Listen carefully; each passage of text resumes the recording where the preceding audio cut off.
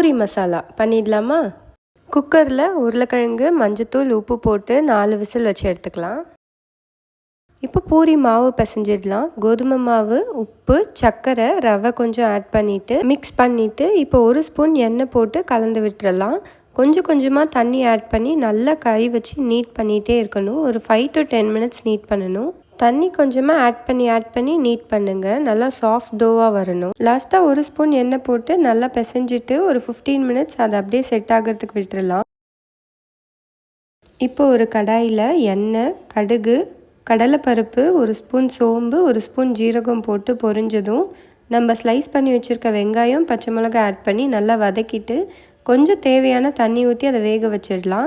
வேக வச்ச உருளைக்கிழங்கை தோல் எடுத்துகிட்டு இந்த மாதிரி மசிச்சுட்டு நம்ம வெங்காயத்தோடு ஆட் பண்ணிடலாம். நல்லா மிக்ஸ் பண்ணிவிட்டு 1/2 ஸ்பூன் சில்லி பவுடர், உப்பு, மஞ்சத்தூள் போட்டு தண்ணி ஊற்றி நல்லா கலந்துடலாம். சில்லி பவுடர் ஆப்ஷனல் தான். இது நல்லா கொதிக்கட்டும்.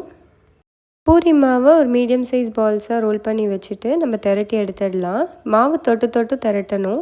எப்போவுமே பூரி ஒரு சப்பாத்தி மாவு பிசைஞ்சிட்டா ஒரு 15-20 மினிட்ஸ் செட் ஆகிறதுக்கு விட்டுருங்க. மசாலா ரெடி ஆகிடுச்சு. இப்போ ட்ரான்ஸ்ஃபர் பண்ணிடலாம். எண்ணெய் சூடானதும் பூரியை பொரிச்சு எடுத்துடலாம். ஹை ஃப்ளேம்லேயே வச்சு பூரி பொரிச்சு எடுத்துடலாம்.